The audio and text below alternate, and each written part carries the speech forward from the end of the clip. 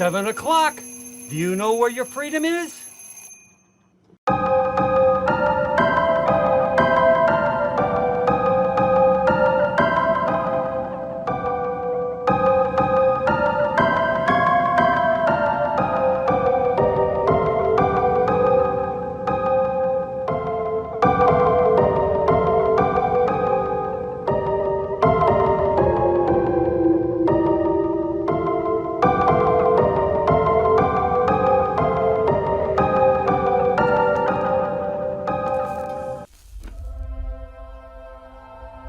America.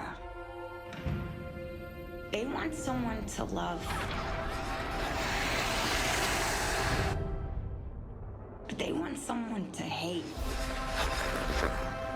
And the haters always say, Tonya,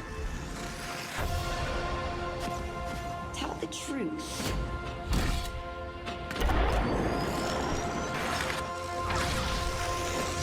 There's no such thing as truth. I mean, it's bullshit.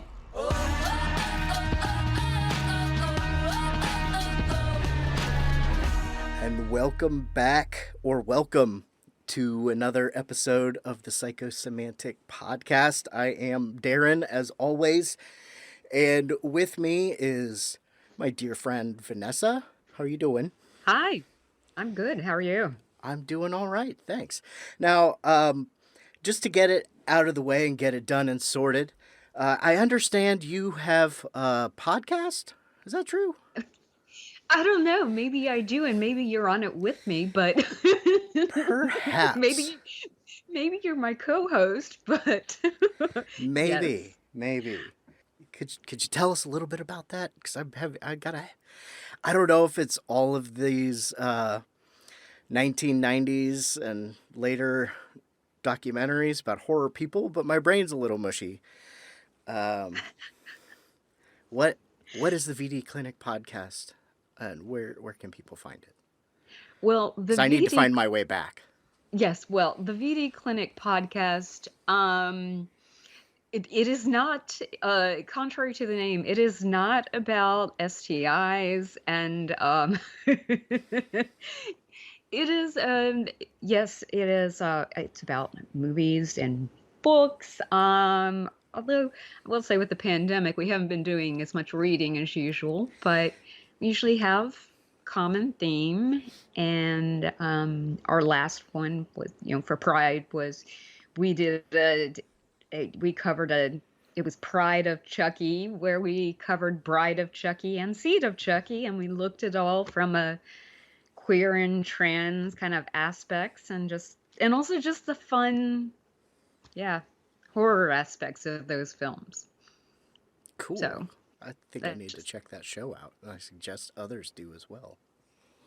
Yeah, we just celebrated 4 years in May. Whoop. Awesome. Yeah. Thank you for reminding me. And we are also on Legion podcast, so. Also. That is, yes. Also on Legion podcast. I don't know why I was having such trouble remembering, except for I needed to make up something to have you say that.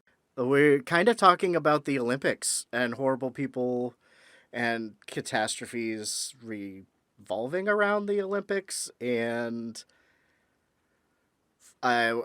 youth athletes and lots of other common threads. But we are using I, Tonya, the 2017 bio-black comedy about the Tonya Harding story, starring Margot Robbie. I am a fan of hers, and seems like she's a pretty rad person. So, yeah, it's kind of a mockumentary, somewhat true, like lots of mockumentaries, documentaries. There's some truth to it, but of course, one thing that I did like about this movie is occasionally characters will break through and say, that's total bullshit. I didn't do that, or he didn't do that, or so there are some refutations during the story which allow it some artistic license that they definitely take. Yes, and also with you're talking about the cast, you cannot forget to mention Allison Janney and her Oscar-winning performance as Tonya Harding's mother. But yes, they break the fourth wall, and they make it clear in even the way that their little title card that they have before anything really starts, saying that this is kind of an ironic and totally true and mixed up kind of sense of the truth.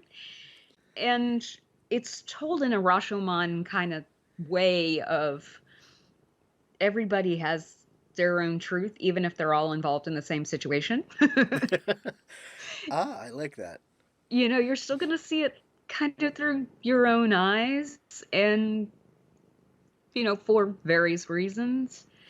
And even in the ABC, after this came out, ABC News did an hour and a half, I guess, probably with commercials. It was 2 hours, but and it's streaming on Hulu right now. It's called The Truth and Lies, the Tonya Harding story, and it's largely, you know, it's interviews with the various people, but it concentrates primarily interviewing Tonya Harding. And they do talk to Margot Robbie, and she says that in her research for this movie, I, Tonya, she was just combing over all this information, and she finally at one point was like, fuck it, about what the truth actually is. Because she realized everybody did have their own point of view of what the truth was. And that sometimes those gray areas that we do have to figure out. And I appreciate that when they were doing this movie, yeah, they were completely honest about the truth lies somewhere in all of this. You know, it's somewhere. Just somewhere. And it's not called Tonya, it's called I, Tonya. So it is very upfront about it mostly being her perspective. And from the documentaries and played in the movie, it kind of seemed like there's various levels of truth to it. Tonya Harding seemed to be every achievement I had was because of me, and every bad thing that happened to me was kind of someone else's fault. Well, and she has done that in the past, and, you know, not the best, but I will say, to her credit, considering, I mean, when you do know the level of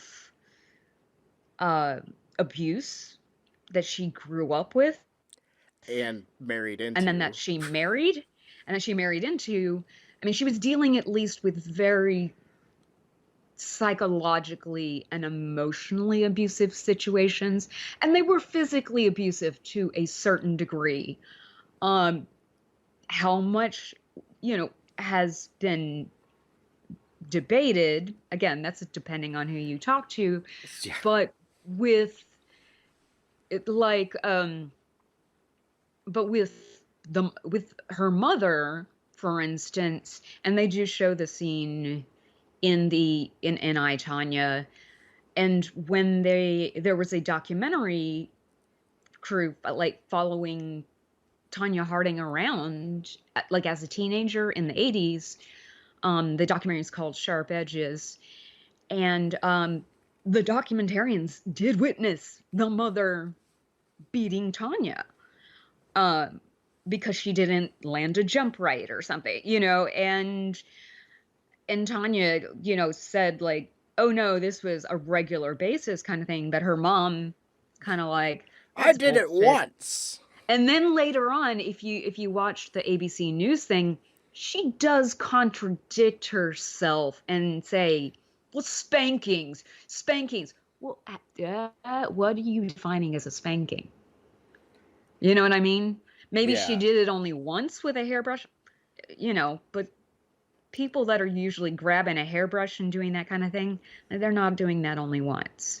Yeah. The vast majority of cases like that.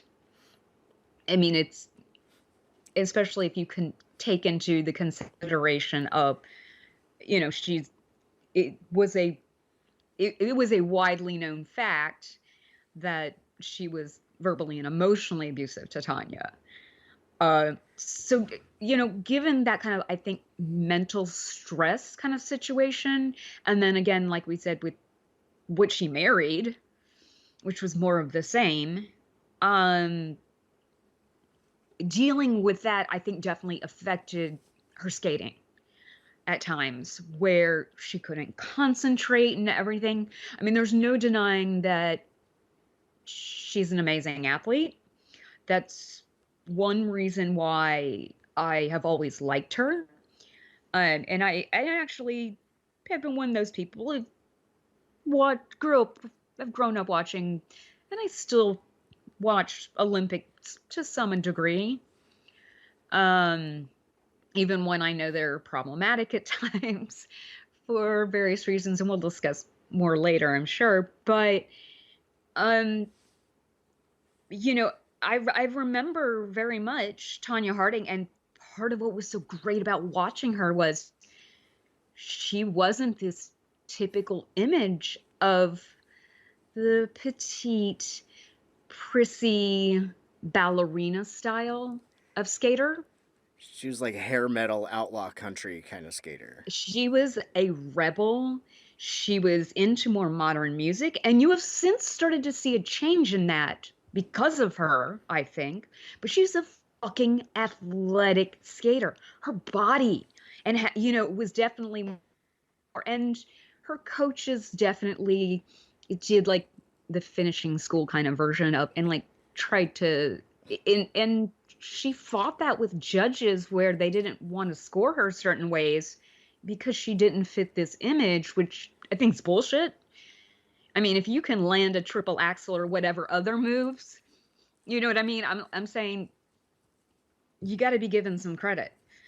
And it's kind of like, I think, certain judges scoring Simone Biles lower because no one else can do these moves. You know what I mean? And then at this point, like, Simone Biles is, fucking forget it. I'm doing these moves because I'm proving to myself I can. Yes, I'd like these nice, pretty scores, and she's proud of whatever she gets, but she's also kind of embracing, like, no, fuck you. Like, I just, and so when Tonya, going back to that, I mean, there have been only 6 women since Tonya Harding who have been able to do a triple axel. Okay, I'm sorry. That should tell you something.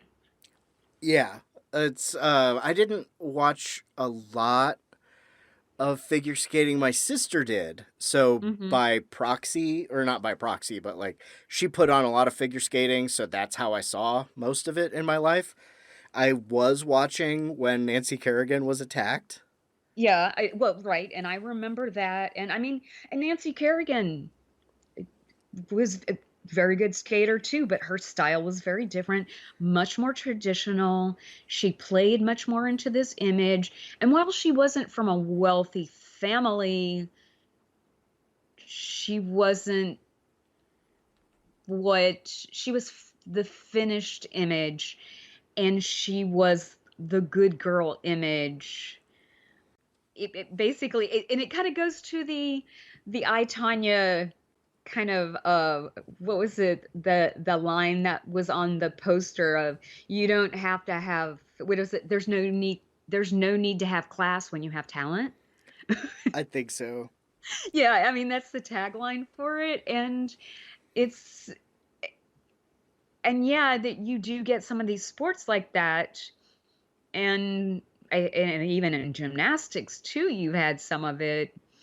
That's not to say you can't be graceful and still incredibly athletic, but if you don't fit this certain specific image of what traditional thing two is, and I've seen it with other skaters, like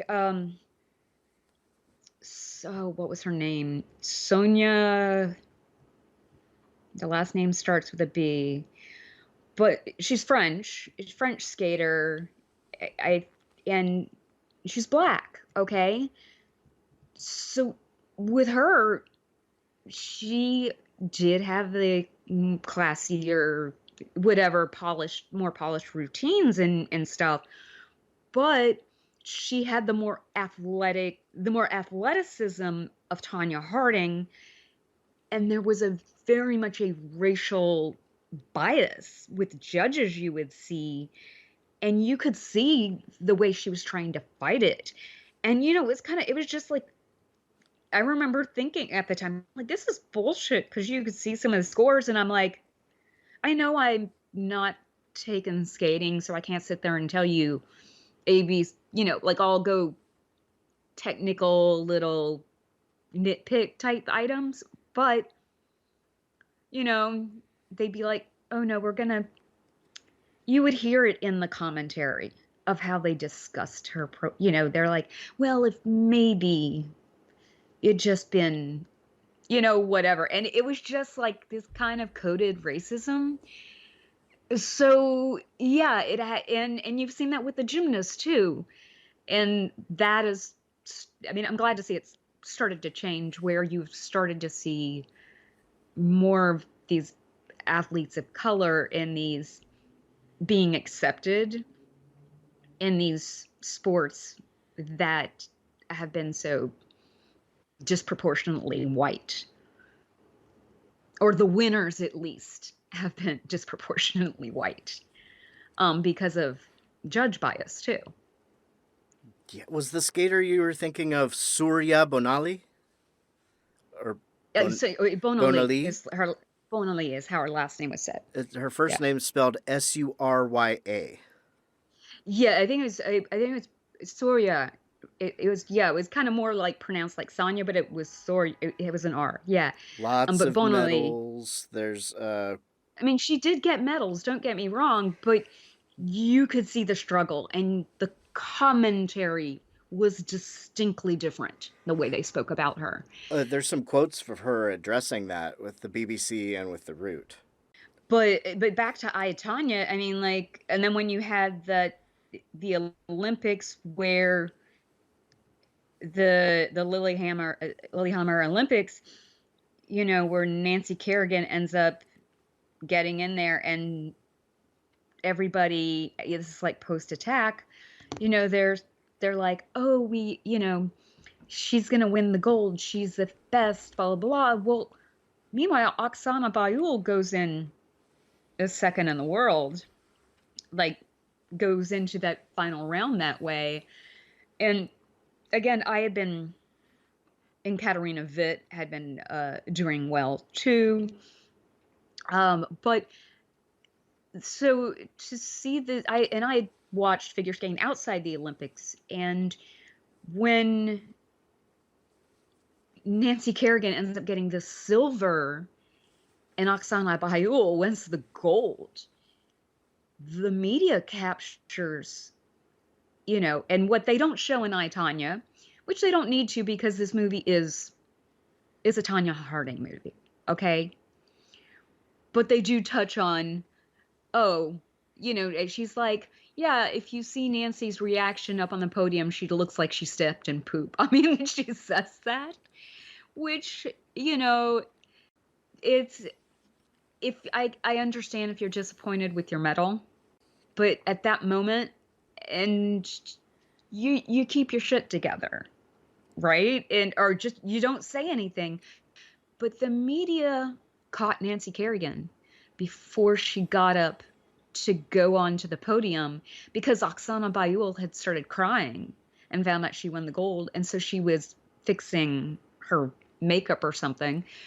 And the media caught Nancy Kerrigan saying, what, she's just going to cry off all her makeup again? And it made her seem like a little nasty, ungrateful bitch. And so it does show, I'm not saying that to make Nancy Kerrigan look like such a bad guy. She's human. We all are, right? She's no, oh fuck, who were we talking about you really not liking in the last VD Clinic episode? Catherine, Heigl? Catherine Heigl. Yeah, she's no Katherine Heigl. But it's just the fact of the way the media is in these athletes' faces, and they have to be so conscious of what they're saying in a certain space at a certain time. And I know that's hard. I can't imagine. I mean, you obviously you can't help but get emotional, especially if you're like, I'm disappointed I didn't get the gold. But even though, I mean, come on, silver is still fantastic. She wasn't going to lose her endorsement deals over silver, especially when she was the top U.S. Olympian in that sport. And she that had year. all of that goodwill from the public. But I do remember at the time there was a little bit of the media that was like, oh, what's this? You know, and people really trying to like whatever, but there was also the media had built her into such this picture perfect image and pitted her as like such the perfect angel and pitted her against Tonya Harding, and Tonya Harding as such the nasty criminal, where Tonya, sure, she did some maybe not so great things, but she isn't a completely horrible person like a lot of people made her out to be. I mean, because I'll say that at the end of the day, I mean, I really don't think that she was saying, go take out Nancy Kerrigan. I don't think that happened. I don't think at all that happened. She seems like, at least the way she talks about herself, she seems like the type of person that wants to beat somebody fair and square. They could make some questionable choices in their life, but I don't know if the court scene, I don't know if that was from the dictation or if that was written for the movie. But Right. especially like at the court scene where she's getting, spoiler alert, from 30 years ago, when From she's 30 years ago. when she's getting banned from competitive skating for life. Yeah, for life.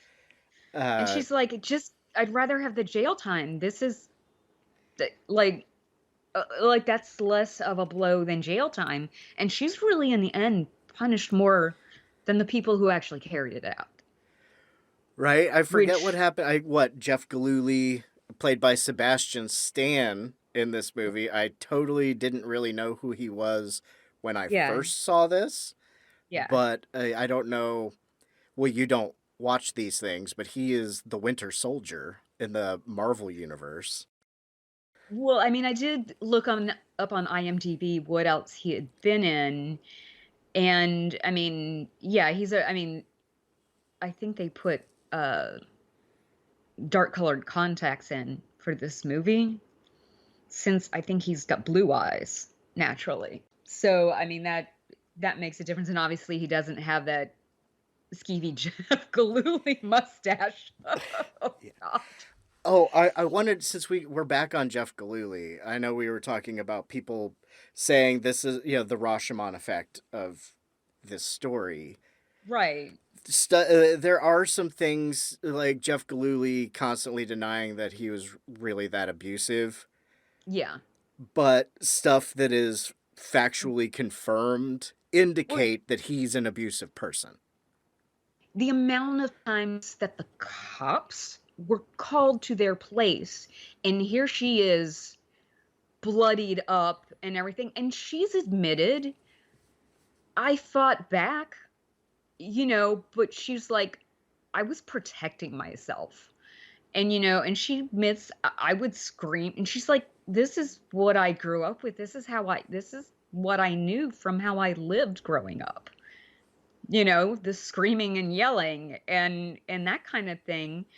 I mean, Tonya admits that she wasn't an angel. I mean, she's never denied that.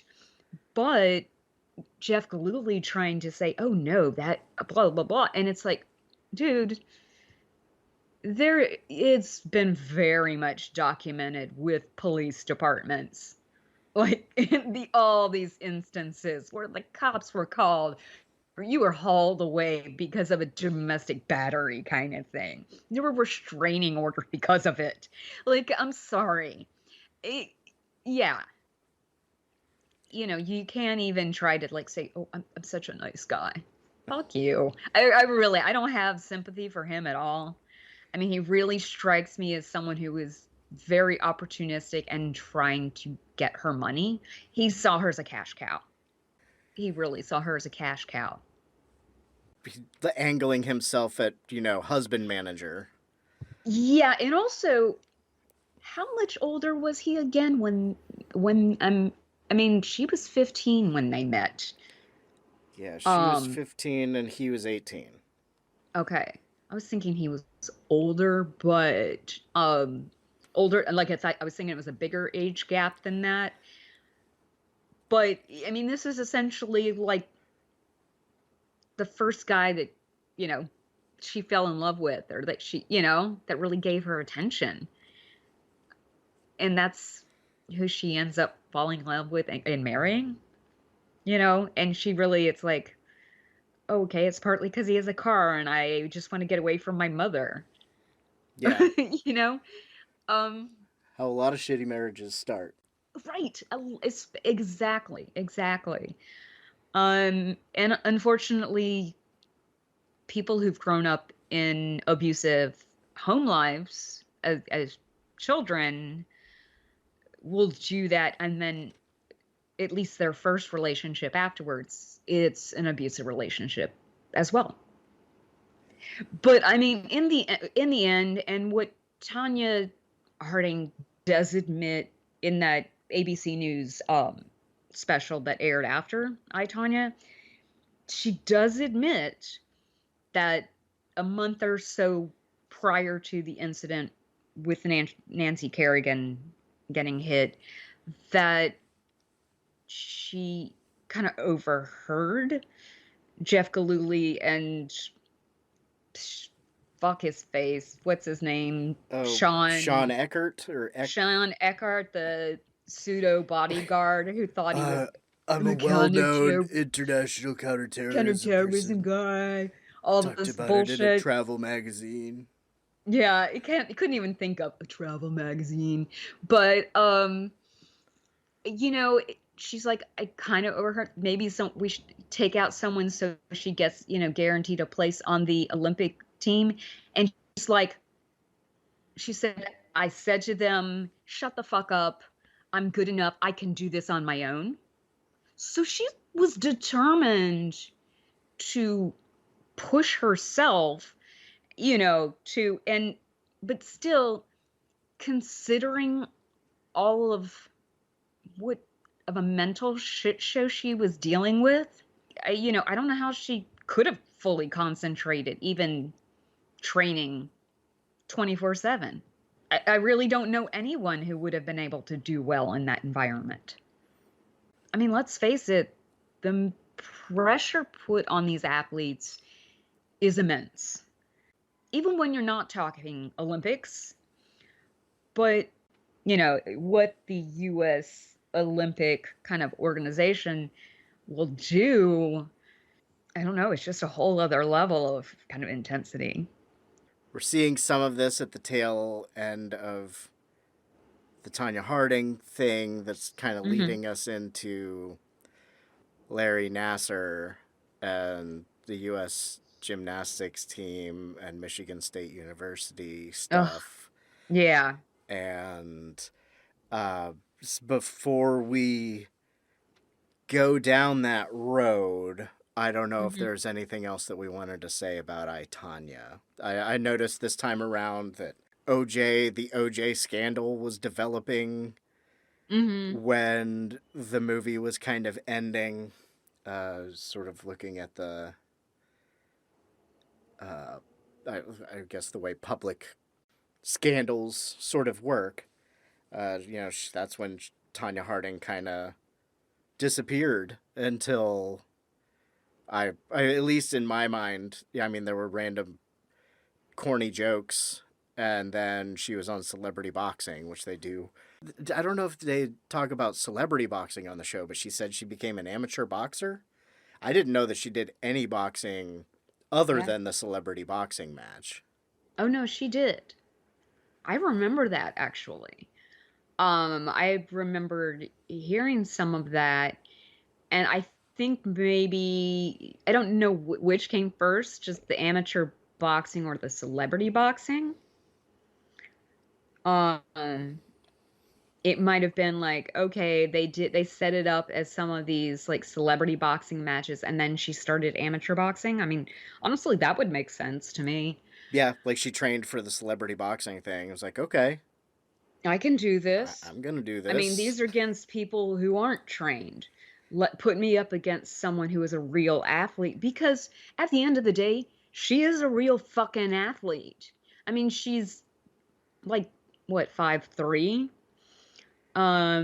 So she's not tall, but She's you know, got that core that can help her she's do the triple whatever. the triple axel. She's powerhouse, and even now, I mean, she's like, since whatever that ABC thing came out in 2018, she's like, no, I want to be able to do the triple axel again. I mean, she's even as she's middle aged, she's like, I want to get back to that condition because I can. I want to prove to myself I can. I mean, she's got that Simone Biles mentality of, I'm going to push myself to see what I can do. I believe in my ability, and I want to, you know what I mean? And just, I believe in my athleticism, and I'm not doing this for anyone else at this point. I'm doing it for me. And that's really what it should be about to some extent. Yeah, it's nice to get the medals and whatever perfect scores and all this stuff, but at the end of the day, I think there needs to be a sense of self-satisfaction. And because otherwise, really, what are you doing it for? And we are finally seeing more athletes speak out about mental health. The latest Naomi, what's her name? Oh, the tennis Okasawa? player? Okasawa, yeah. Who just, I mean, current Time magazine cover, and the story is, it's okay not to be okay. That You know what was I mean? Yeah. Thank Where you for sending she's, me that. I hadn't seen it until you sent it to yeah, me. and I posted it in the podcast Facebook group, the article about it. It's, she had to sit out the French, Open, because she had to take mental health type, time, and for personal issues. And Michael Phelps, I will say, has spoken out very publicly about it since 2018. And now I mean, come on, he's become a spokesperson for the service, I think Better Health or Talkspace or something, one of those two. And he's really become a major advocate about this, but he's spoke out because he was like, he had become very suicidal in like 2012 at a point, and there were other, over years, but at that point it was like very hard for him. And so you have to show that these are people. Athletes are not just machines. And you're starting to see, like, non-Olympians, but just professional athletes speak out more about mental health issues. Or, I mean, I know Eton Thomas, of the former NBA player, has been a big, he's very much been outspoken about his own struggles with mental health and other, people in past years. And then as we are now starting to move, talking about the U.S. gymnastics, like the Larry Nassar sex abuse kind of scandal, information about that started coming out. More of a conversation started coming out too about the mental, verbal, and sometimes physical abuse that these athletes that they are subjected to. And really how it can create an unhealthy environment. The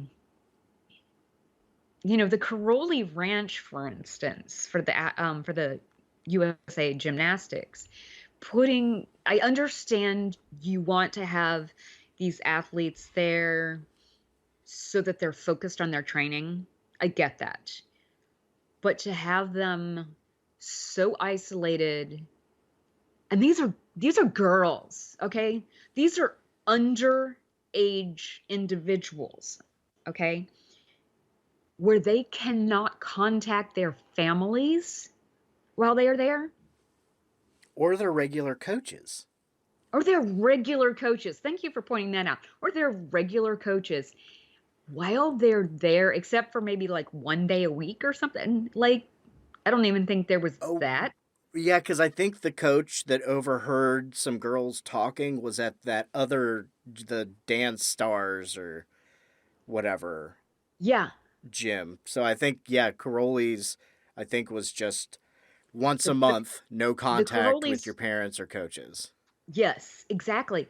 And so that really breeds this whole situation of it's free reign on any kind of abuse, not just the Nassar kind of related.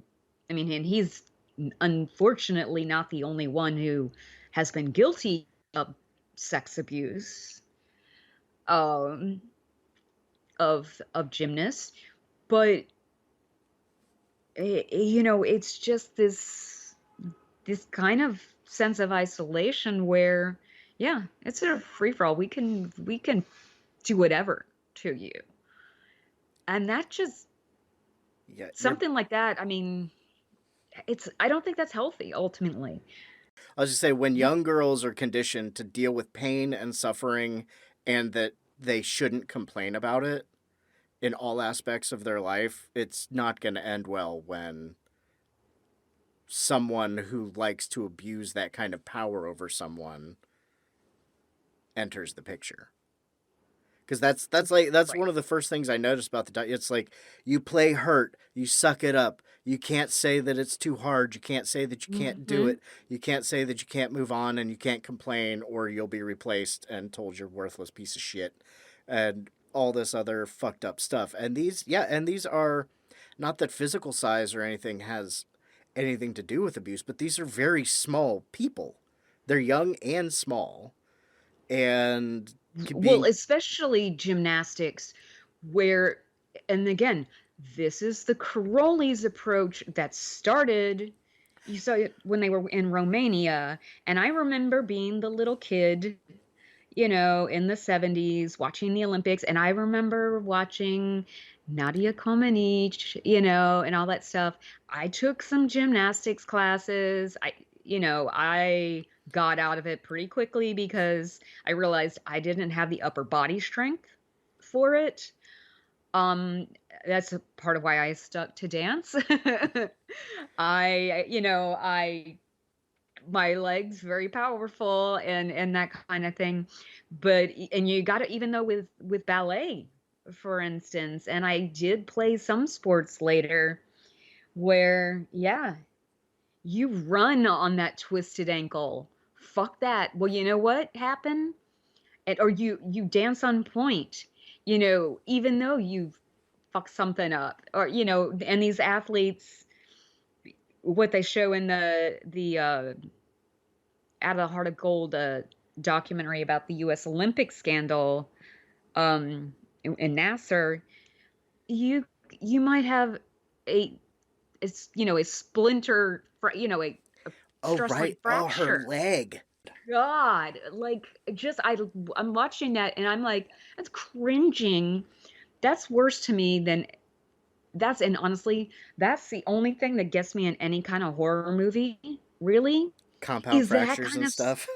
yes, because I've never, I mean, knock on wood, I've never broken a bone, but I have had so many twists and sprains and all these other things where I've had doctors tell me you were better off just breaking a bone. It would have healed faster. And it was also the fact that I was told push through the pain, keep performing, keep competing.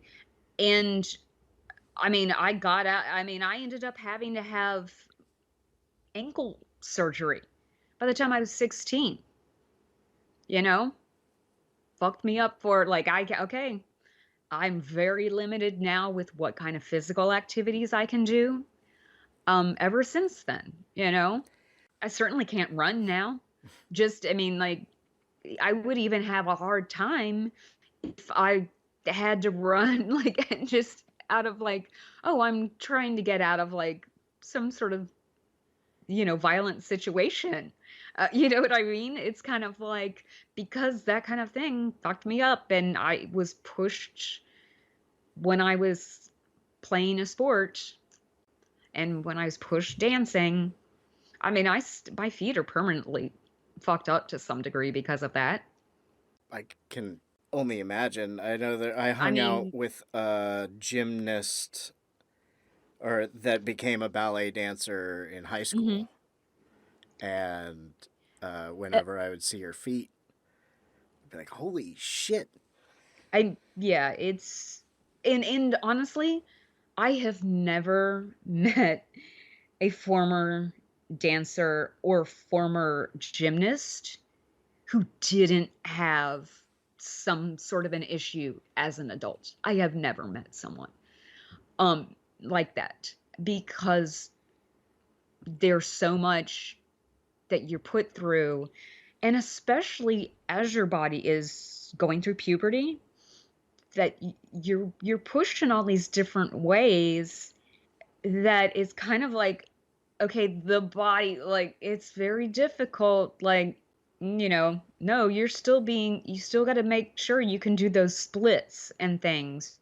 And when you see someone that's forcibly, like, practically sitting on you to get you into a split, that that can do some damage. And it's not to say that, I mean, because I have been to like a physical therapist, for instance, where, or, sometimes where it's, yeah, there are certain kinds of adjustments or certain stretching that you do need assistance with, but done in a way that it can be done in a way that doesn't injure you, that is actually genuinely therapeutic. There, I mean, not really, but kinda. There are the two schools of sport doctor. There's the get you better no matter how long it takes, and the get you back out there as fast as Hmm. possible type. And some things here and there, especially when you get into adulthood, like I pretty much only watch hockey now, and Right. a lot of this stuff is, yeah, you're gashed up, just stitch them up. They want to be back out on the ice. And there was a player that Right. collapsed on the ice a couple years ago. He had like a heart attack, and Hmm. he didn't want to go to the hospital. He wanted to play the third period. And they're like, "You're fucking going to the hospital." And that's still some Well, of and the I, stuff that's instilled in players in a negative way in their youth. mhm. Yeah, But when you are an adult, it is a little different.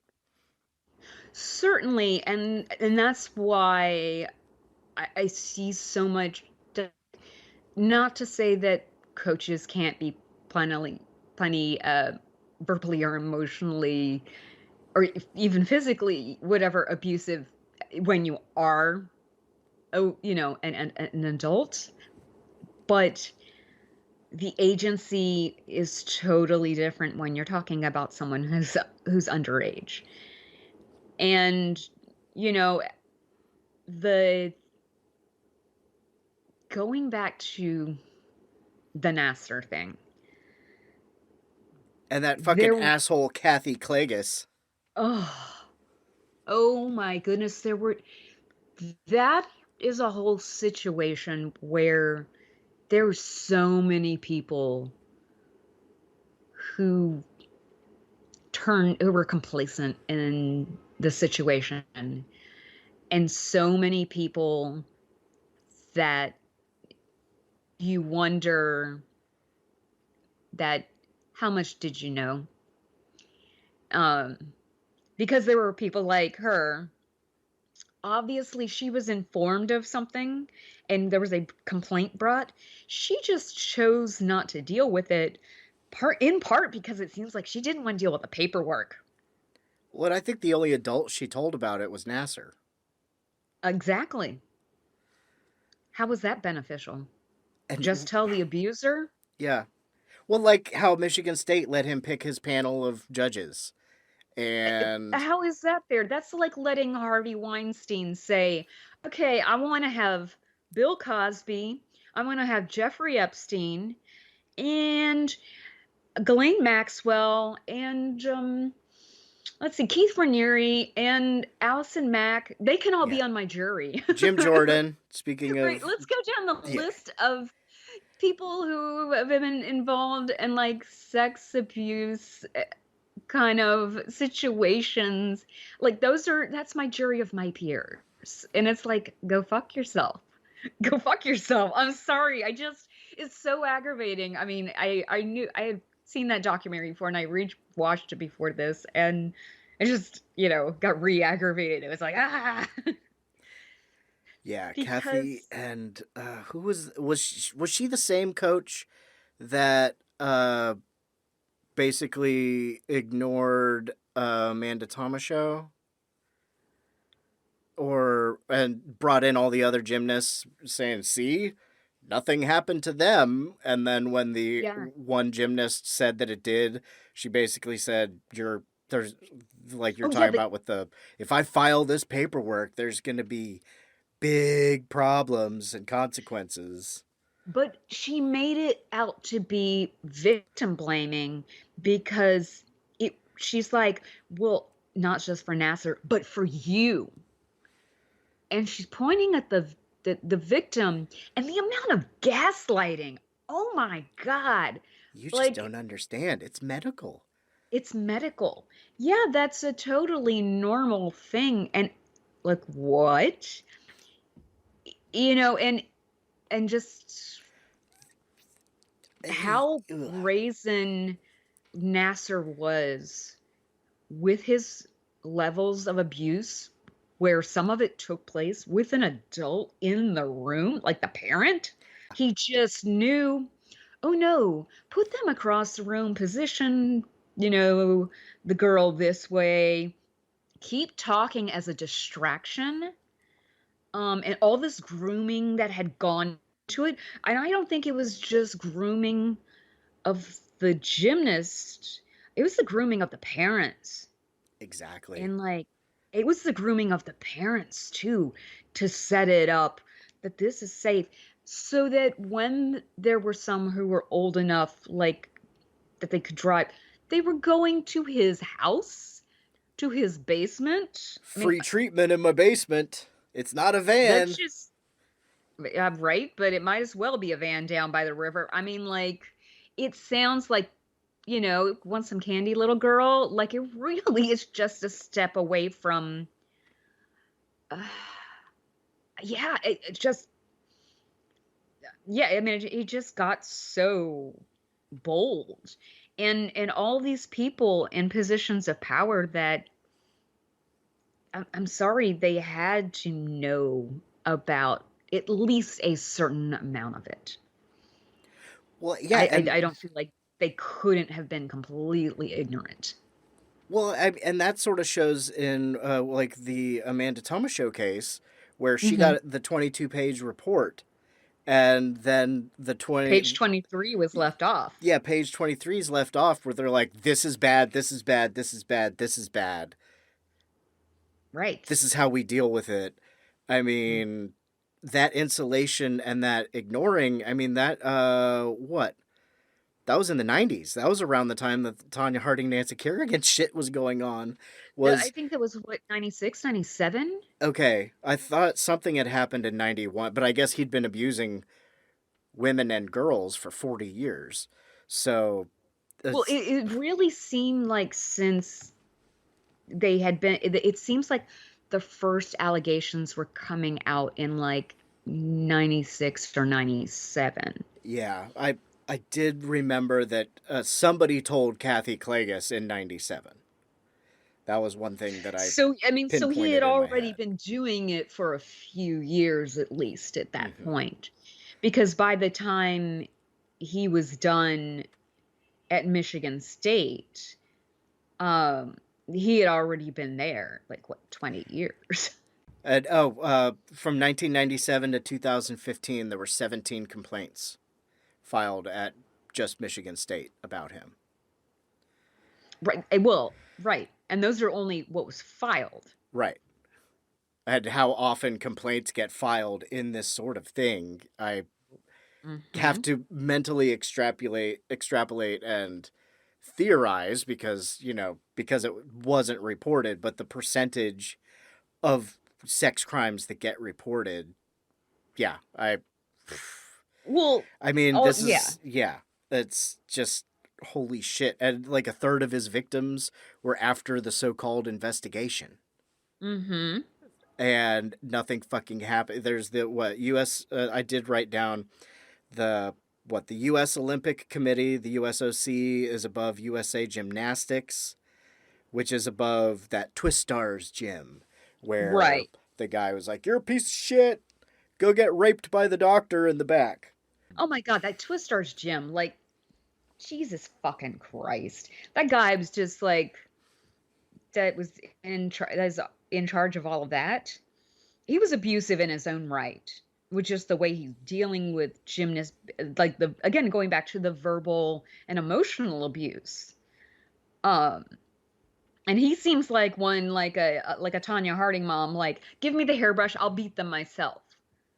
They'll become a better, like, and what you even heard stories of some, like, you particularly saw this, I think, with some of the Eastern European gymnasts in the like 70s and 80s, where you've heard stories that have come out that they would be like beaten with sticks.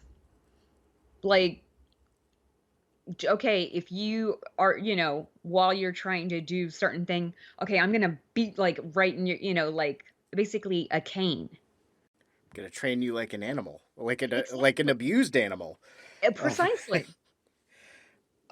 Or I'm gonna do the and they kind of sports stories are filled with people playing through the pain. I feel like in that Nadia movie that came out in the early mid 80s, I don't even know when it was, but I remember there Yeah, was a movie about her. I think it was called Nadia, I think it and was. I it do remember seeing that vaguely. it does show. The only memories I have from that movie is her having an eating disorder and her having either a wrist or an ankle binding that was bleeding because of some injury that she was still going through. But Right. it didn't really talk about it. So I mean, in the end of the story, it was like, "Yay, Bela Karoli and Nadia made everything win." Right. Well, so you mentioned eating disorders. Let's go to that because that is something for many athletes, not just gymnasts. But while we're talking about gymnastics, allegations, there are things that have come out about the Karoli Ranch in the United States, like Simone Biles and some of the others Olympians have spoken that they would be starved. And here they're doing all these things and need a certain amount of sustenance in order to have a certain caloric intake to be able to perform. I'm sorry. You just have to. That's just how the body works. to keep it functioning healthily. And, you know, it's and these girls would break into the kitchen at night just to steal a cup of yogurt because they were starving, and they were going to pass out. How is someone going to be able to perform whatever feat on the uneven bars or all these things, which are highly dangerous to begin with? And then you're putting them in this state where they can't think clearly, because when you're not getting that kind of, again, that caloric intake into your body, you start getting dizzy, and you know, your brain just doesn't function correctly. How can your body function correctly in that setting? But they do, I mean, that, and they're male athletes too, that, have spoken up about eating disorders as well, because of the way they've been subjected to things. So it's not that's not exclusive to female athletes. I will say. I mean, look at some, way like boxers and wrestlers, like, oh, to get into this weight class. I wrapped myself in saran wrap and didn't eat for 3 days. Yeah. Oh, I gotta meet this. I gotta push that. I gotta drop these, however many ounces. Oh no, I've got to gorge myself with however much, food in X amount of days so I can make the weigh-in for my weight classification. It's that's not necessarily healthy either. Yeah, there's some fucked up stuff. I kind of got out of the most structured, organized sports in 8th grade. I got injured in a football game, and it was like the last or the second to last game of the season, and I hyperextended my elbow.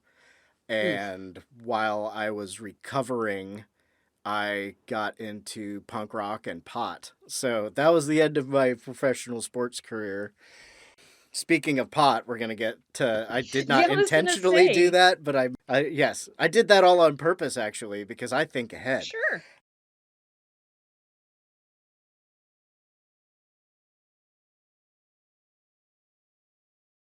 Yeah, there were some dick coaches in, baseball, football, soccer before that. A couple cool ones, but the only ones I really liked were, like, friends' dads, Right.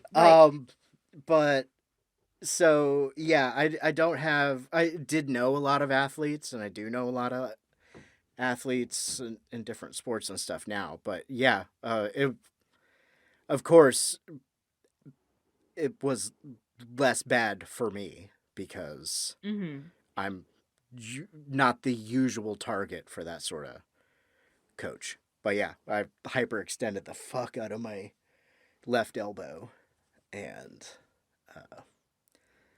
that took a while in a sling to get back. But nobody was like, yeah, fucking play, It was, okay, let's get you to the hospital. Okay, here's the sling. Don't do anything until you're better. Yeah. And it did not affect my drumming. I am a very fast drummer. But that's different. But speaking of pot, to get back to my transition from the ramble, it is not an athletically performance enhancing drug. No, and here's but again, but according to the U.S. Anti-Doping Agency, marijuana's prohibited by the World Anti-Doping Agency, which was created by the International Olympic Committee. And it's only approved for therapeutic use exemption. Okay? And there are very strict rules on that, even if where you partake in it, marijuana is legal, which in the most current case with Richardson, she was in Oregon. It was legal there. Yeah. Where Tonya Harding is from. Portland, yep. what the world like anti-doping agency is like, marijuana is considered a health a risk, a performance enhancing substance, and a violation of, quote, the spirit of the sport, end Yeah. quote. Yes, because it helps you And I'm like, relax. And what? And I'm sorry, I go back to the Eddie Izzard stoned Olympics bit. I would love to see an Olympics where they're drug tests to make sure you are fucked up, and everybody's got to compete like that. Not like with steroids and all that stuff, but like pot or like hash, like something that's going to make you like totally, let's see what you can accomplish in that case. Are you going to stop and just like, no, I just want to hang out, chill, watch some movies, and like have some, snacks. Like, or are you gonna go run the 100-meter dash? Like, fastest in the fucking world. Like, who knows? But it would be. I'm making fun of this, of course, because when you're talking about pot, it is not a performance enhancing substance. No way. And yet, also, athletes can still compete when they're fucking drunk. They're Yeah. not testing that. They're not testing blood alcohol limits. So that's a health risk too. Didn't the Canadian team a Winter Olympics or two ago have a beer vending machine? I don't remember. I don't know if I made that up, but I thought like Molson had a beer vending machine for the Canadian team at their hotel or some shit. Nothing more Canadian than that. Right. Except having like maybe, poutine on on standby. Try to do a triple axel on a gut full of poutine. Right? That would be like, yeah, performance prohibitive. Definitely. But I don't know if we want to do any more talking about Nassar before we go into Olympics in general, or Well, I mean, the is thing he with going to keep coming Nassar, back up as we go? It'll probably keep coming back up. I mean, truthfully, and I'm sure the doping thing will come back to that. But the Nassar thing of, of course he's convicted and stuff, and even in the end, he was still trying to fucking manipulate and control the stipulation. And the letter that he wrote that he wanted read fully in court, and the judge refused. Only was she read part of it, and she sealed the document. Hell hath no fury, Vanessa. Like, and I mean, but basically turning it into fucking victim blaming in the end. And after all of those, girls, and many of them now women, who came and spoke out, like at the sentencing. 156. Came forward. And it was only initially going to be like, what, 48 or something? Yeah. It's less than 100. No, it wasn't even going to be like over 50, I didn't think. Oh, okay. And then it just kept growing and growing and growing. And like, even I remember Allie Raceman coming in at the last minute saying she wanted to be in court and deliver a statement at the sentencing. That was a very last minute decision. Simone Biles, we talked about her. She's came out that she didn't speak, I don't think, but she did say that she was a victim. At the hearing. Yeah, she has spoken out about it, but she did not speak at that in sentencing. I always wondered how, I mean, she's obviously super famous and very good at her sport, but since she's from Columbus, I didn't know how much she got talked about elsewhere. Yeah, well, no, inside the gymnastics world, like, she's been, I mean, very obviously with that kind of ability, you're noticed. Yeah. You're very much noticed on a national and international level. And and I have one friend who is like obsessed with gymnastics. And so, and I have always kind of followed it to some extent, but you know, it very much like I know a lot of things from just that I found out from her, but um Simone Biles, part of what came out of this whole thing, I mean, if anything good came out after the US gymnastics scandal and Nassar scandal, you have Simone Biles and former Olympian Dominic Dawes and some others opening their own gyms to train gymnasts. And they're using an approach where they're trying to make it a place more of encouragement and not just a healthier and less abusive, like a non-abusive environment, not just sexual abuse, but the emotional and, verbal and physical abuse. And, Dominic Dawes' article, I think I sent you recently, where she's like, yes, it'd be great to have, Olympians come out of my gym, but first and foremost, I want happy athletes. I want happy people. Yeah. I want people who love this sport as much as I do. And I want them to have fun. There's a certain amount of truth to that. If you just feel like you're being pushed, like it just breaks you down. And you are just, at the end of the day, you're just a fucking trained SEAL. And you're pushed by US gymnastics, the NCAA, whatever it is. Oh, give us this most, recognition and get these endorsement deals, get the money and all the attention for us and fame for us. And it's all about that. And a lot of it is about making money off of these athletes' hard work. And there have been so many restrictions on athletes and what they can and can't make money off of. And finally, you have started to see some of that change for these ones who aren't professional. The Supreme Court just had a decision about NCAA athletes not long ago. Right. I mean, because it again is very abusive when you're pushing someone like that and you expect them to do all of this, and everybody thinks, oh no, these people are getting rich off of it, and you realize, no, they're not. They're not getting a fucking dime. Yeah, these people are It's all not.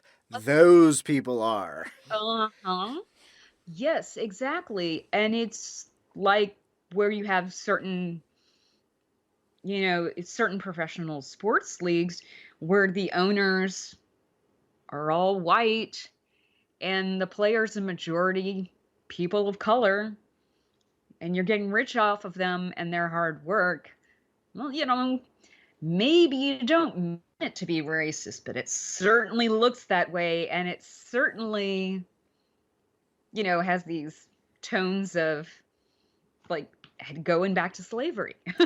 It's an all too familiar structure in America. Exactly. And other places, but in America. Yeah, and there is definitely a systematic racism.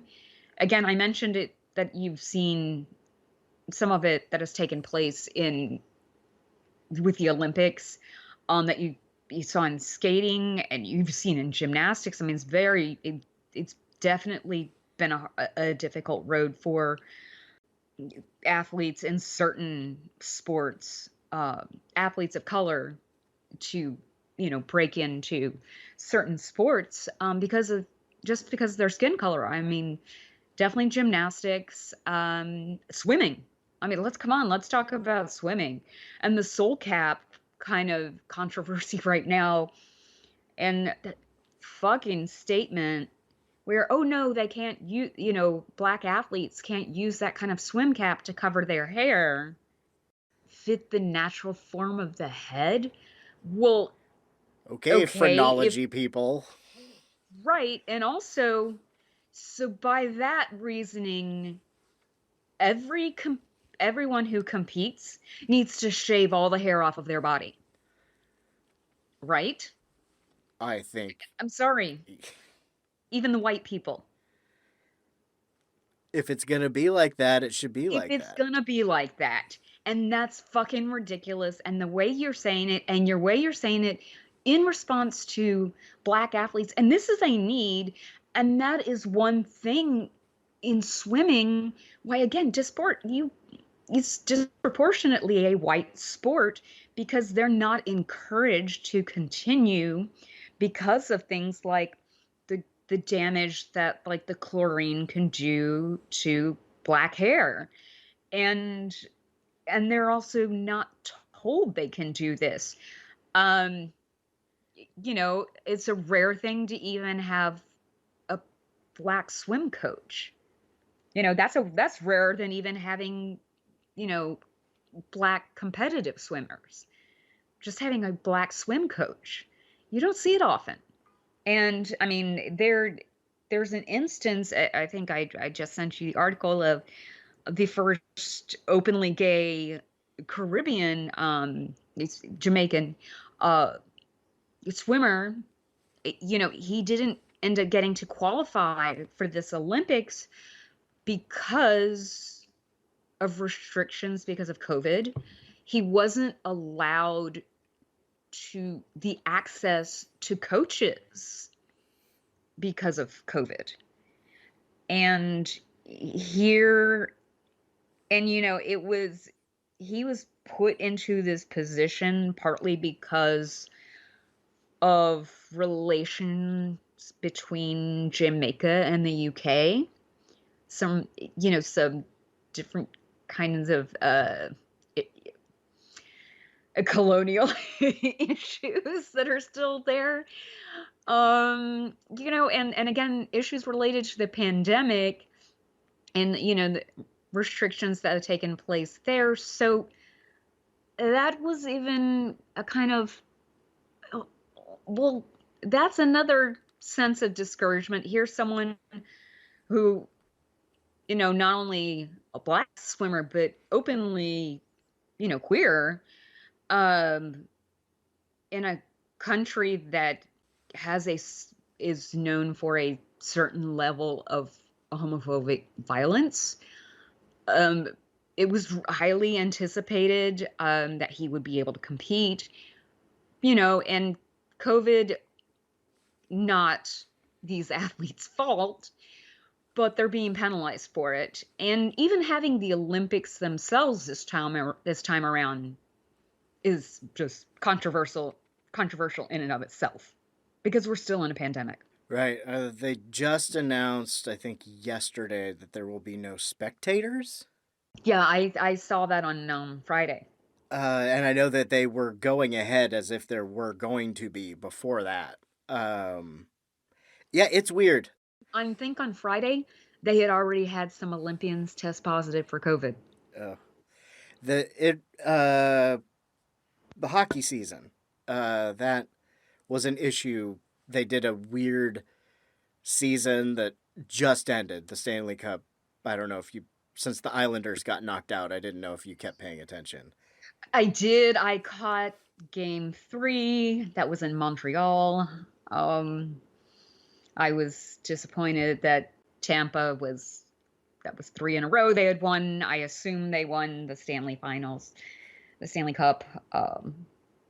Yeah, Montreal won a game to Yeah, force the last game, and then I wanted to see at least that, but I was kind of like, I just Tampa, we should be just being kind of obnoxious because, well, Florida can be that way, but a lot of the United States can be that way. And I was watching I think I messaged Heather from a Friday Nightmares and Slumber Party Massacre because she's, Canadian and follows hockey. And I was like, well, I'm watching this game in Montreal, and I'm just kind of laughing at how much Montreal and the Quebecois are like, fuck the Americans, like booing. It was kind of amusing, and like the level of obnoxious that it was more. It wasn't just one hockey team against another. The level of the patriotism or national, the nationalism going on there was amped up, and it was kind of fun. It was kind of amusing to me. It'll get ramped up, sort of like they do with the Olympics and the World Right, Championships and stuff like that. right, right. I was just going to say that, and that is part of what comes along with the Olympics, where we are. It's like, and I remember so much. I know you're a few years younger than me, but I remember so much growing up in the 70s and 80s and watching the Olympics when it was still, The Soviet Cold War. Union and the Cold War. And it was very much, the Cold War was this major backdrop of the Olympics. And you had these Eastern European countries who were really putting they were using a lot of performance enhancing drugs, and they were doing these outrageous kinds of like tests, like training kind of things. And that's where the Carolis they rose to fame in that environment, you know in Romania, before they left. I guess, was it 81, before they came over to the States, and then ended up 84 Olympics, yay, training little Mary Lou Renner. I mean, Mary Lou Retton, and pushing her to gold.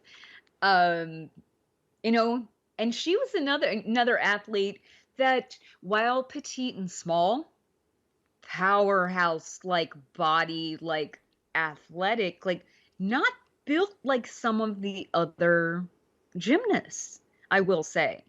You look at her body, she didn't have the little teeny tiny, her entire body wasn't petite and teeny tiny like a lot of these other gymnasts. She's petite as in height, but she's fucking muscle, solid. And you could just tell that it was how she trained and that kind of thing.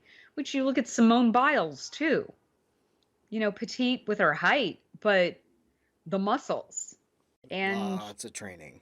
lots of training.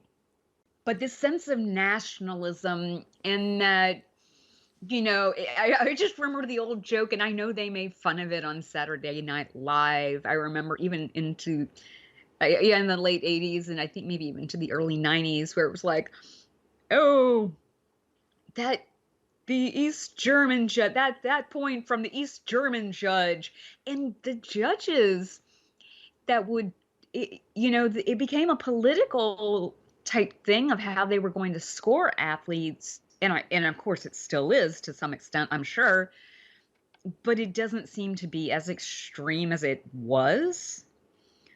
Where it really was the Eastern Bloc countries are automatically going to deduct points if you are from a country outside of that. Oh, that's going to guarantee a bad, score from the East German judge or the Russian or the Soviet judge, whatever it was. Yeah, they've been working on polishing it so the corruption was much better hidden and Yeah. stuff. Turned into the Russian doping scandal, or I forget which judge it was in that ice dancing competition that was recorded trying to figure out how they were going to score somebody before they even performed, and Right.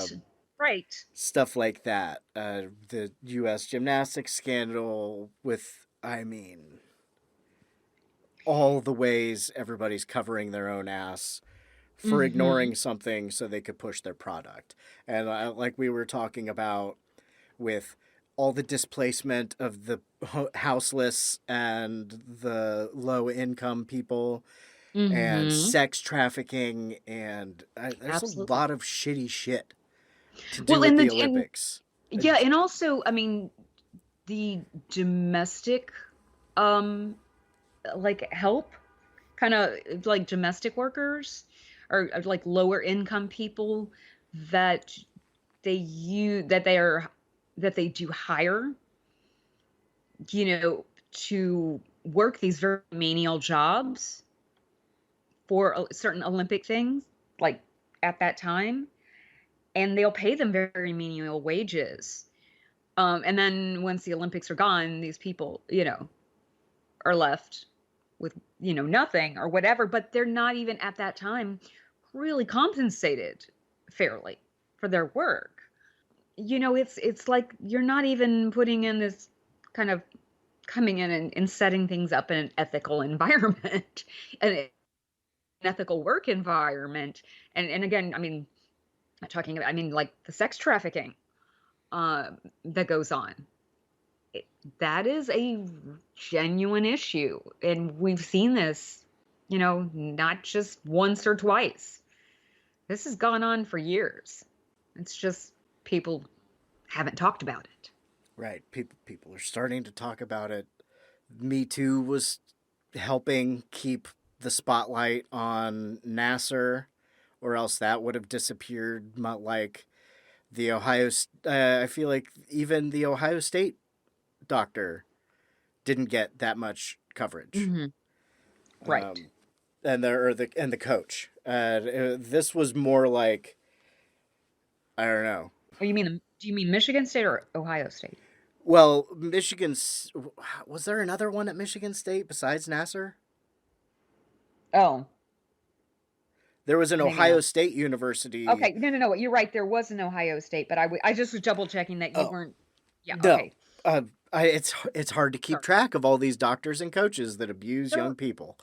That's what's fucked up. It's just fucking everywhere, and people are like, oh no, people are just no, people aren't just. It's people are finally feel like so many of the women were saying is like, this isn't something I did, this is something that happened to me. And that took a lot for, I mean, I'll tell you, I cried at least once or twice during that Larry Nassar documentary. So I will say we haven't really gone into too much detail on here, but yeah, brace yourself if you haven't seen it or if you didn't pay much attention or whatever. I mean, this was kind of breaking when all kinds of terrible things were happening and Trump was taking over, and this was sort of, I mean, this was a big story, but it got moved on from quickly once it was over. Well, in general, it kind of did. And I rewatched the documentary, and it definitely, I knew about when everything broke. I was definitely following it, and I had a coworker at the time who was a Michigan State alumni, and she's a huge Allie Raceman fan too. And so we talked about it, and she's just like, it breaks my heart that is my school that did that. She's like, I'm really ashamed of them. I really am. And she's like, it's disgusting and vile, and it's true. You watch and then to rewatch it now, also, like after you have a little time and you see how some things have even evolved since that happened, and there have been some more people who have, that even Simone Biles, even though at that point she had already gone on record that it had happened to her, she has spoken more about it since then. Some of the others as well, especially as they've become more comfortable and gotten to a space of where they have been able to heal a little bit more emotionally. His power over them is weakening by his absence. Right. And he's been behind bars, for a few years now. And it's just kind of like, and now and like I said, to see the shift in how these gyms from these gymnasts, these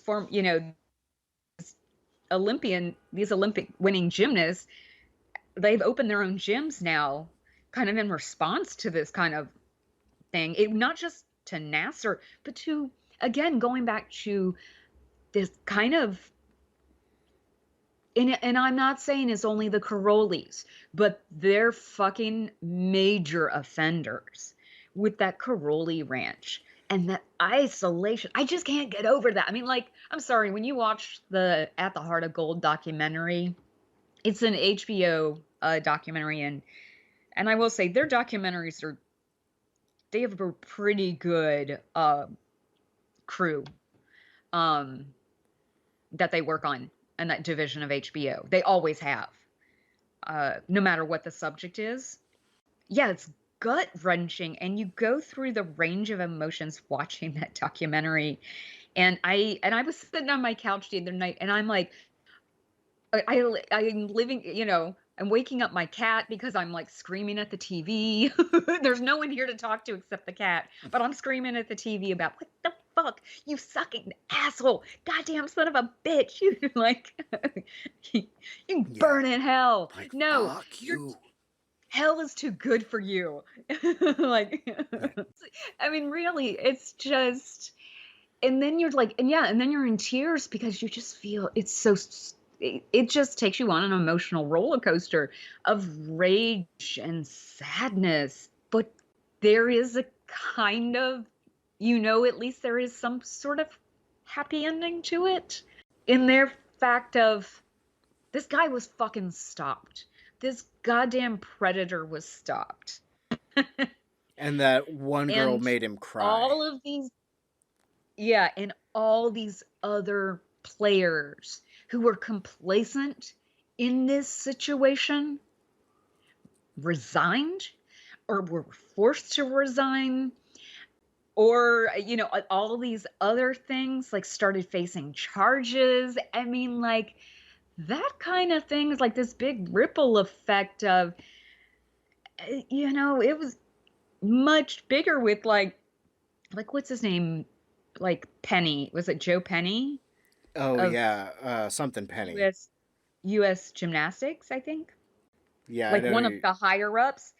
Fuck him. Like, there were so many things like that he knew about, just abuse wise in general, that, not just sex abuse wise, but he just, let's turn our heads. We want to win gold. We want champions. We don't care what the cost. Steve Penny. Why am I thinking Joe Penny? I don't know where I got the Joe from. There's an actor called Joe Penny. There you go. And I was going to say, it's not that there isn't some good in the Olympics and that kind of thing. And you can, I mean, it is great that we can see world-class athletes, who are at the top of their game, and they are competing against other, international athletes who are at the top of their game. But there are so many, like, what's the price for gold? You kind of, I don't know, is it ever perfect? I don't know. To go back to the doping thing, and how, like, I mean, with Richardson, the suspension and then not being able to compete in the Olympics because she had smoked pot, which, okay, fucked up situation of, she finds out from the media that her biological mother is died. I would be upset too. I would need to self-medicate somehow myself. I think a lot of people would. A lot of, there are people who might, I'm going to go get, drink myself into oblivion. Some people might smoke pot, I think, but I think that they need to reevaluate this on the Olympic thing. And part of what is such bullshit with it is that, I mean, granted, Michael Phelps in 2009 was busted for smoking pot, but it was post-Olympics. Do you realize that? And he did get he was suspended from competition for 3 months. And he did lose a Kellogg's endorsement deal. Also, times have changed since 2009. You know what I mean? As far as legalization process of marijuana. So I feel like something like IOC, they need to catch up on that. They need to take it off. They shouldn't be classifying it as a performance enhancing substance. I mean, really, that's fucking ridiculous. And when you're still doing that, and then the way that you're treating this, it also comes along with some other decisions that they're making and other things they're saying, because it's also partly how they're speaking about it. There's coded racism in it, because these things we are seeing so often where it's penalizing athletes of color, particularly female Black athletes. And this will go into the next topic I want to bring up that is a controversy. But I want to finish talking about the doping thing that, in the case of Richardson, she's also queer. So, who knows, there might also be some homophobia at play. We don't know about that for sure. But there's definitely been some racially coded language in which that the IOC and their body has spoken about Richardson and, testing positive for pot. So that to me is just like, a go fuck yourself. But when it was such the days of the Cold War, and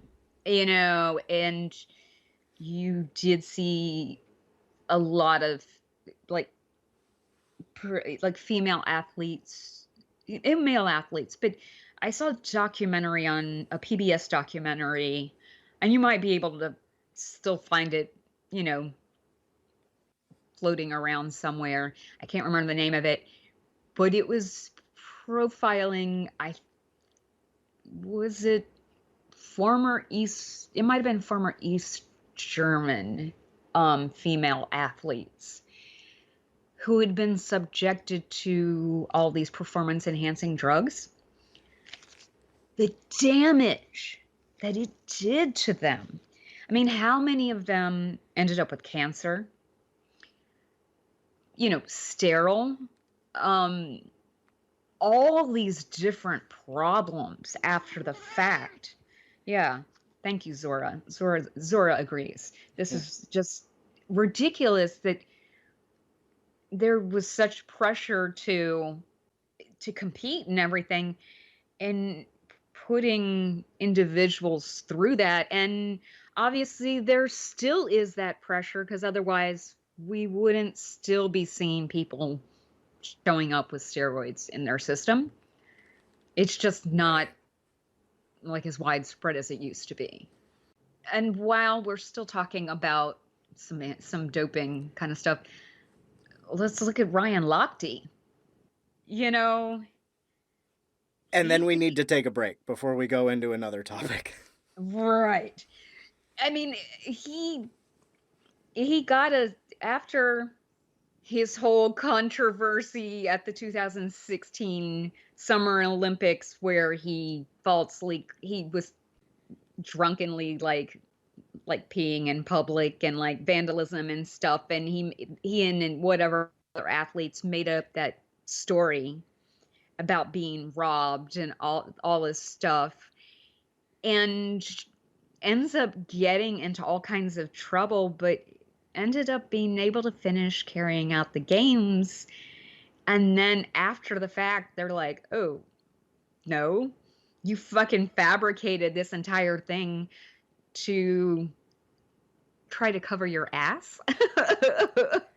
I was jumped. And, it basically all of what he had to go through. I mean, like, he had to pay fines and all this stuff, like, to charity, like Brazilian charities, just to get his passport out back so he could get out of the country.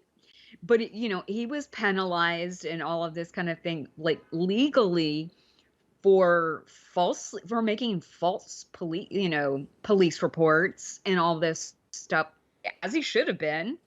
And he didn't lose endorsement deals. But, then here a couple years later, he comes up, he's doping. 14-month suspension.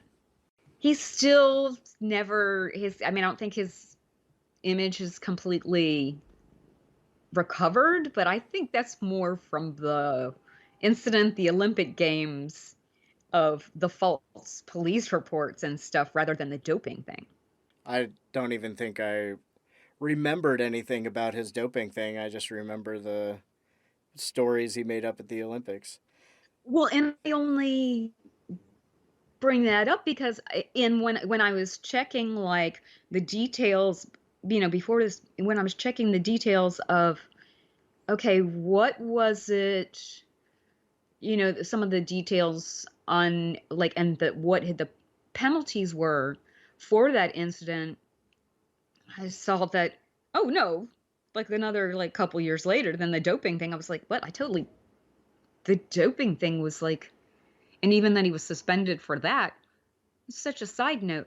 But he also wasn't getting the kind of like medals and that kind of thing of like Michael Phelps or someone like that. But not to say that Lochte didn't have enough, he was certainly winning enough in his own right, but Michael Phelps is not your normal swimmer. Very few are like that. It's kind of like very few gymnasts are Simone Biles. So that's a good point to make and a good point to break for a second, and we will be right back. This'll keep you quiet. Oh, hi there. I didn't see you. You caught me cutting a new show. I'm Bo Ransdell, and I'm one of the many creators you can find on Legion Podcasts. I said quiet! My fellow podcasters and I work hard to bring you the best in horror podcasting, but that comes at a cost. Wouldst thou like to live deliciously? Not that, but also yes. No, what I'm getting at is that there are server costs, costs for good microphones and software for editing, all the things that make our shows, fun to listen to. And you can help.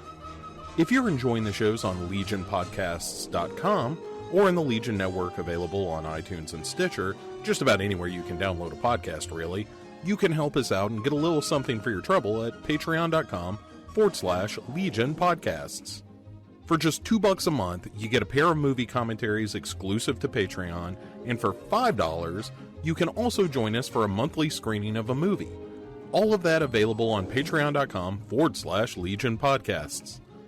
We appreciate it, and thank you for listening. Now, back to the cutting room.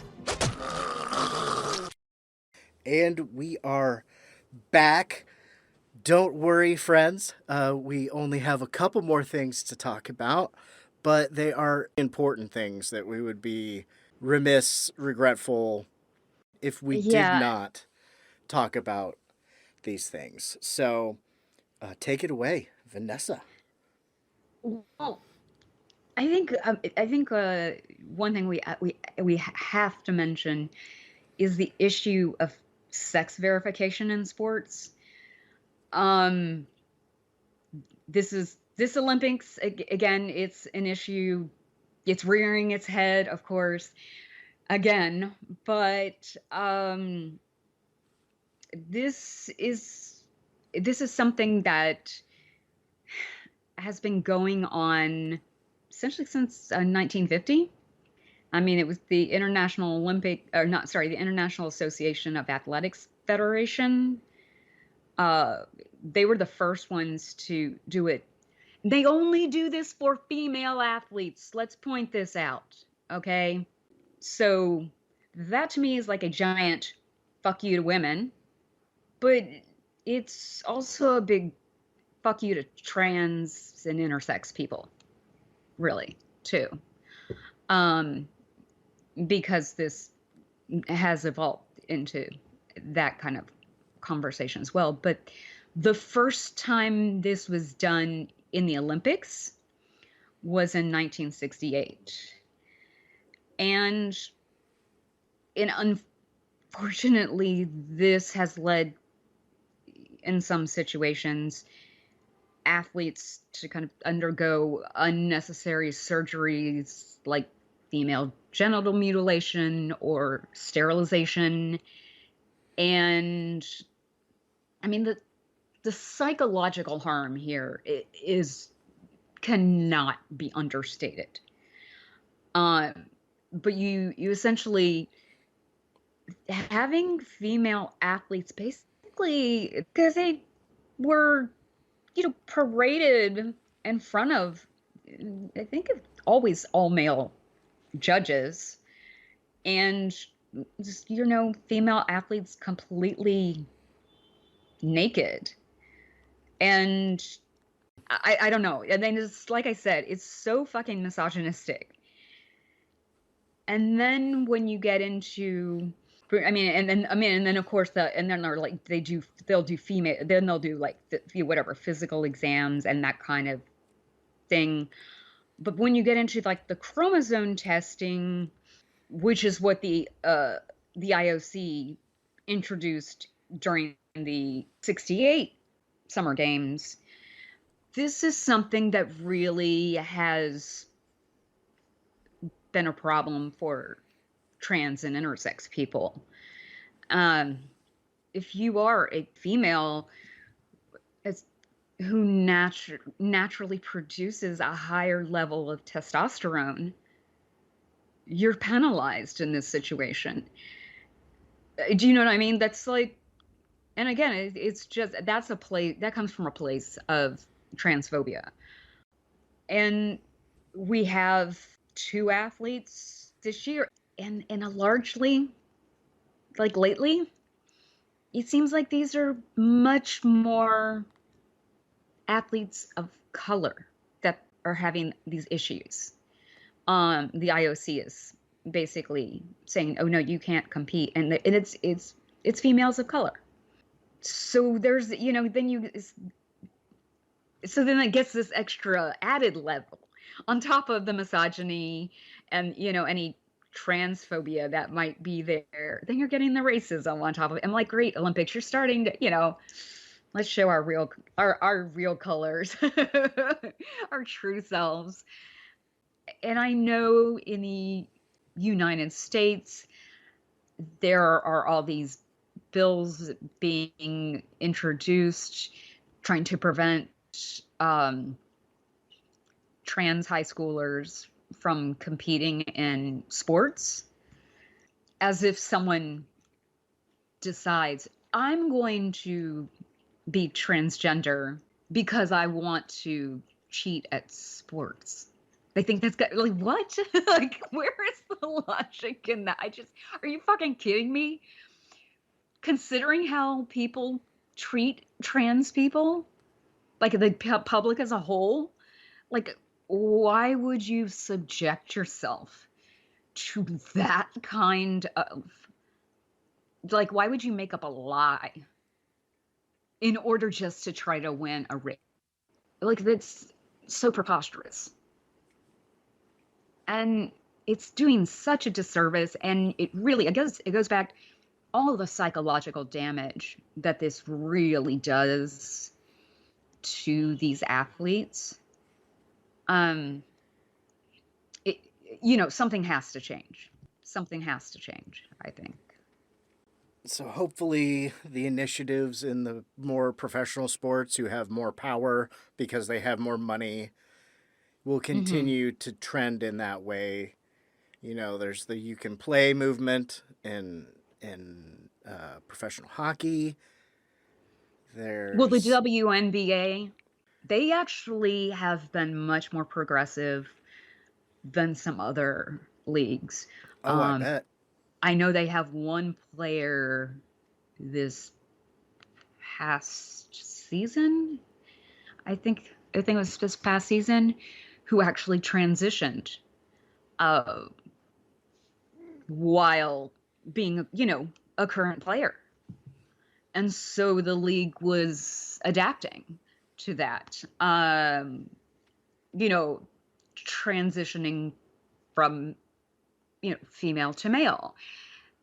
And so then then that goes in the other direction of, well, you can't just, you're trying to put down this whole thing and like basically subjecting female athletes to all this stuff.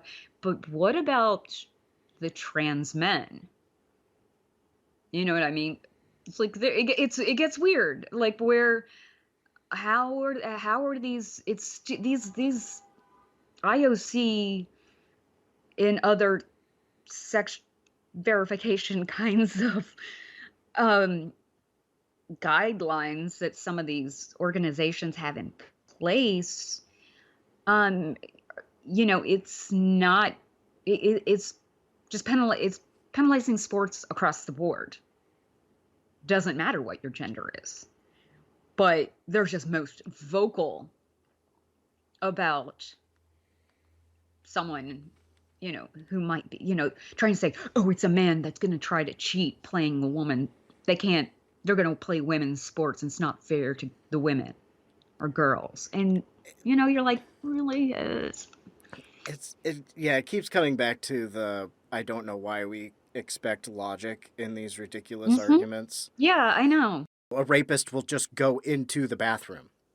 They will not go through the arduous process. It's gotten more, there have been advancements made in the medicine of it and everything like that, but there are, it's just the demonization, the phobia, the bigotry, the dehumanization that ridiculous fucking assholes need to come up with so that they don't have to adjust to a world that has always been there.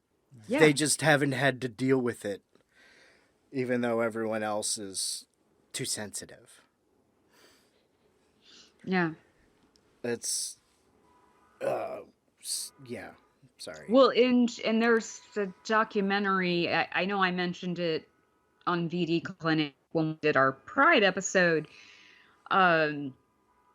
is this documentary called Changing the Game that chronicles these 4 trans high school athletes and, a variety of sports. And it's to see they're in the United States and to see what kind of, things that they're facing. And, there's one of the athletes was in Connecticut, and they speak to the head of the school where she competes. Like it's like a cross country ski team that this girl was competing, and the head of the school was just kind of like, why would we? We don't see why we would ban, a trans athlete, because we're going to respect them as a trans student, all these hours of the other hours of the school day, why from those hours while they're at sports practice for the school, we are not going to respect them for that time period? And we expect them to turn off a switch and turn them into something else? That makes no sense. That's illogical, and that goes against what we stand for as our policies as a whole. And also, there are a hell of a lot more trans athletes than you realize. Maybe they're just not open and vocal about it. It's not like this is something new, but this kind of like sex verification type shit and the chromosome testing, like that's got to stop. That's really, it's just so antiquated and so discriminatory. I guess the one last thing that I really wanted to touch on is just athletes and protest in general in like the Olympic Forum. A long tradition. There's a long tradition of it. And we're not just talking about the John Carlos, Tommy Smith, 68 Black Power salute, at the games, which that was a fantastic moment. And actually, I highly recommend the John Carlos story, the sports moment that changed the world, written by John Carlos and Dave Zirin. Dave Zirin actually, he has the Edge of Sports podcast and blog. He also writes for The Nation, but like very much about sports and politics. And he's written about a lot of these issues that we've discussed today. He's written about them at length, but he's written books about the history of protest in sports. And he has an upcoming one. I think it's going to come out in September about Colin Kaepernick and kind of how that revived a certain spirit of protest in sports. And so now we're seeing the latest thing related to the Olympics, where the IOC issues a statement of no political statements at the Olympics because they've already had in qualifiers leading up to the Olympics. And again, it's affecting disproportionately athletes of color. And that is what is just so disheartening, is that when you have the IOC speak about different issues over the years, and we've kind of brought it up here and there when we've been talking about all these different subjects, these coded racism and sometimes just flat out racism that they've employed with some of these different policies and some of the ways they've spoken about these things. This is tied to that to some extent, because I think this latest one definitely seems to be a direct response, I feel, to the strength of Black Lives Matter and how the sports world has responded to that. Particularly, like, look at last year, how some of the United States, like professional sports leagues, would have their different okay, sure, people might take a knee or something before a game or whatever, turn their backs when a national anthem is playing or something. But, sometimes it's been wearing a black armband. I know last year, the NBA, many of the teams, not all teams got on board with it, but many of them did, where players could choose from different socio-political statements that could be on the back of their jersey, whether it was Black Lives Matter, literacy, education, kinds of things like that, mental health awareness, some different things like that. That kind of thing is definitely more overt by having that right on your jersey, right? But when you're going up to accept your medal or something, and do you choose to kneel, turn your back, put your fist in the air, with a black glove on, while, an anthem is playing to show that, just try to raise some sort of awareness. I mean, I really don't feel that athletes should be penalized for that. Well, and that's Yeah. Go ahead. No, go ahead. Well, and that's a gripe I have with the whole keep politics out of sports argument, other than the people that Sports take have always part in been it. political. Exactly. And with the Olympics, it's all about everybody's marching with their country and there's fucking flags everywhere.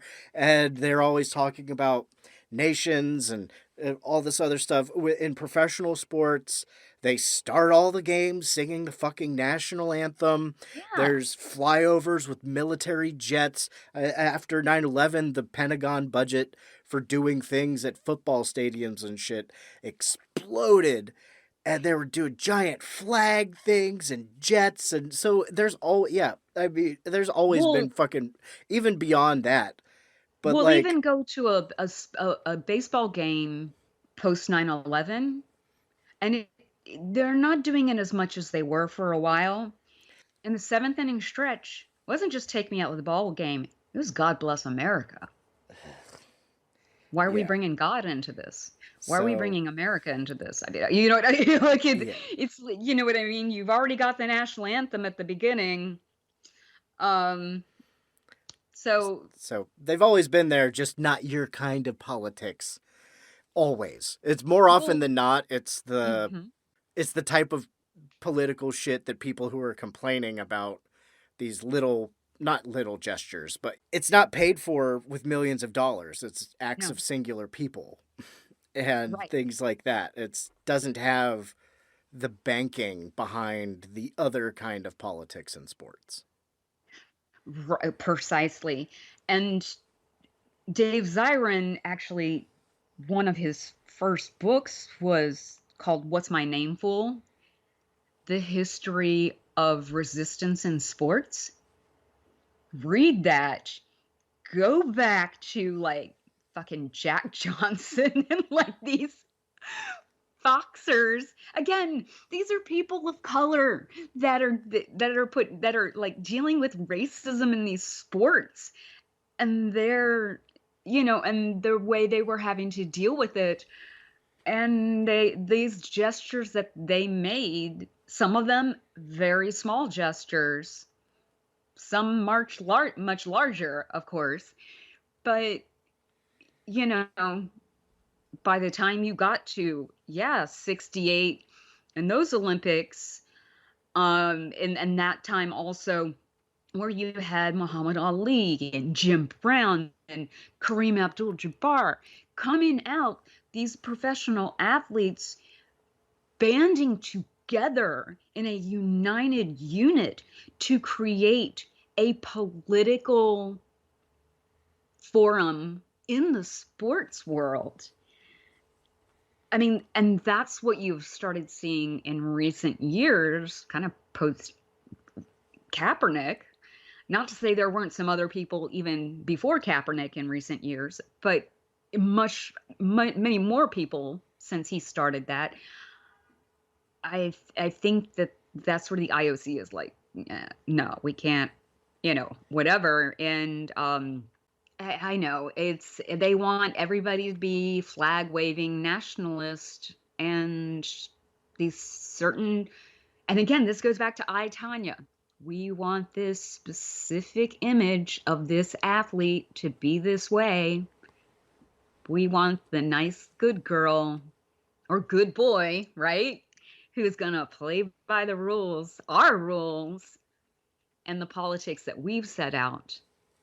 Anybody who strays outside that and colors outside the lines, fuck them. The nail that sticks up gets hammered down. I think we naturally found a sort of conclusion to that episode. I would just like to add, being a patriot means questioning your country. Well, and I think that I'm a firm believer in that, and I consider myself a patriotic American in the way that I know part of my rights in this country. I recognize that I have a privilege being and living in this country where I have a certain amount of legal platform. Like my rights allow me to speak out and protest politically. I know not all countries have that. You know, there are many places where you can go to a jail or someplace and just disappear forever, never to be found again. Yeah, if you protest. Way worse than Facebook jail. Way worse than Facebook jail. We're talking you just completely disappear and nobody ever hears from you again. Like Kaiser Sose. Thank you for your time, Vanessa. Well, thank you for having me. And wouldn't be all doom and gloom, because again, there can be some joyful and great things about the Olympics, but we have to recognize there are flaws within the system. Yeah. And it's bringing this conversation up and just making people aware of the situation that I think, come on, let's get that stupid pot thing changed. As it's not a fucking performance enhancing drug. Yeah, especially for sprinters. Nope. Maybe if they put video games in the Olympics, or maybe, I know they're talking about having skateboarding, but I don't think it helps you be a better skater. I just did it a lot when I skateboarded. Yeah. Right. There was a snowboarder, speaking of Olympians, that also got busted for pot afterwards, and they got all their gold medals back. So yeah, talk about the problems. I know this is going to be coming out around the time of the Olympics. Mm-hmm. So yeah, we're not being, it doesn't fucking matter if we were, you can do what you want, but it's not like we're sitting there saying, don't watch the Olympics. We just wanted to talk about some of the shit that they don't want people to talk about when you see the flags and the torch and the merch and the rings and all that other shit. And so, yeah, who knows? And like I said, I know I'll still be watching some of it, at least. But and again, this time, is it even really a good idea? That I know they put it off a year because of the pandemic, but we're still fucking in the pandemic. And we've already had some Olympic athletes test positive since they've arrived in Tokyo. Hopefully they do it like last season. They decided to finish out the hockey season, so all the teams involved moved into 2 or 3 hotels in Canada, and they stayed there until it was all over, and barely anybody got sick. This year, the NBA had a bubble, as they called it. Yeah, playoff bubble. Yep. So hopefully they do it similarly in Japan. They opened it up a lot more in the States, especially with hockey. They didn't have live crowds in the Canadian hockey games until like the last couple games. Right. But down in Florida, of course. They had a full arena by the end of it. Right. I'm sure. Still a handful of people wearing. So yeah, we'll see. I know, whatever, but we're gonna find out. But there's lots of things where people's health are put at risk in numerous ways for our entertainment. And again, we're talking physical and mental health. I cannot stress that enough. That's just what we wanted to talk about and did today. Again, thank you, Vanessa, for taking your time and bringing all that knowledge that you always do. We haven't done a psychosemantic specific episode in a while. We will be doing another installment of the joint release of Visiting the Boys. He convinced me to do more. No, actually, you were jokingly saying that I actually voluntarily on my own went and finish the entire series that has been out so far on Amazon before you even suggested, yeah, what do you think about doing another 3 episodes? And I'm like, oh yeah, sure. And you're like, oh, have you seen? I said, oh, I finished the series. And you were like, really? And I'm like, oh yeah, I have actually. And this time I actually I'm going to be reading some of the comic. So look for that in both of our areas, VD Clinic Podcast and Psychosemantic and Legion Podcast Network. All can be found in different ways. Yeah. Fuck Larry Nassar and all the fucking other enablers. Absolutely. And watch out for creepy coaches and doctors who take their gloves off to touch you. And land that ending. He did what we all must learn to do. You and you and you